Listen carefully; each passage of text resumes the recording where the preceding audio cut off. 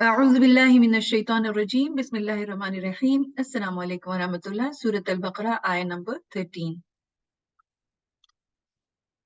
وَإِذَا قِيلَ لَهُمْ آمِنُوا كَمَا آمَنَ النَّاسُ قَالُوا أَنُؤْمِنُ كَمَا آمَنَ السُّفَهَاءُ أَلَا إِنَّهُمْ هُمُ السُّفَهَاءُ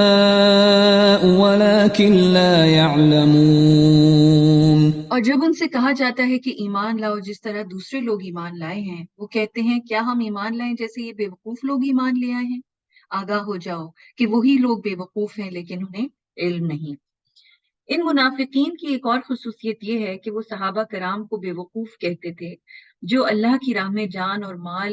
یعنی کسی بھی قسم کی قربانی سے دریغ نہیں کرتے تھے۔ اور آج کل کے منافقین کا بھی یہی حال ہوتا ہے اور ان کی باتوں سے جو ہے وہ منافقت عیاں ہو جاتی ہے۔ ان کا یہ کہنا ہوتا ہے کہ صحابہ کرام دولت ایمان سے ہی محروم تھے، نعوذ باللہ۔ اب دیکھیے اللہ تعالیٰ نے جدید اور قدیم دونوں منافقین کی تردید فرمائی اور فرمایا کہ کسی اعلیٰ ترین مقصد کے لیے دنیاوی مفادات کو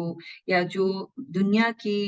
آسائشیں ہیں، لگژریز ہیں، ان کو قربان کر دینا بے وقوفی نہیں ہے، یہ تو عین عقل مندی ہے اور یہ سعادت ہے، اللہ کی طرف سے ایک گفٹ ہے جو اللہ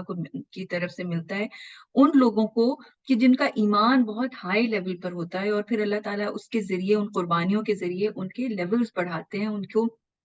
کے گریڈز اپ کرتے جاتے ہیں دنیا میں بھی اور آخرت میں بھی۔ تو صحابہ کرام نے اسی سعادت مندی کا اور اللہ تعالیٰ کے احکامات کو ماننے کا ثبوت دیا، اور یہ کہ وہ مکمل طور پر مومن تھے، یعنی اندر اور باہر مکمل طور پر ان کا قول و فعل میں ایک ہارمنی تھی، جیسی وہ بات کرتے تھے جو ایمان تھا وہی ان کے عمل میں نظر آتا تھا۔ اور پھر یہ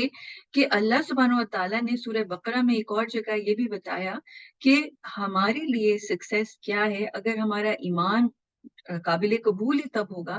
تو ہم سکسیسفل ہی تب ہو سکتے ہیں کہ جب ہم ان کی طرح ایمان لے کے آئیں، جیسے اللہ سبحانہ وتعالیٰ نے فرمایا فَإِنْ آمَنُوا بِمِثْلِ مَا آمَنْتُمْ بِهِ فَقَدِ اهْتَدَوْا، اگر لوگ اسی طرح ایمان لائے جس طرح تم ایمان لائے ہو تو یقیناً وہ راہیاب ہوئے، یعنی ان کو ہدایت ملی۔ اور یہاں پر کس سے بات ہو رہی ہے؟ یہاں پر صحابہ کرام کو کہا جا رہا ہے، ان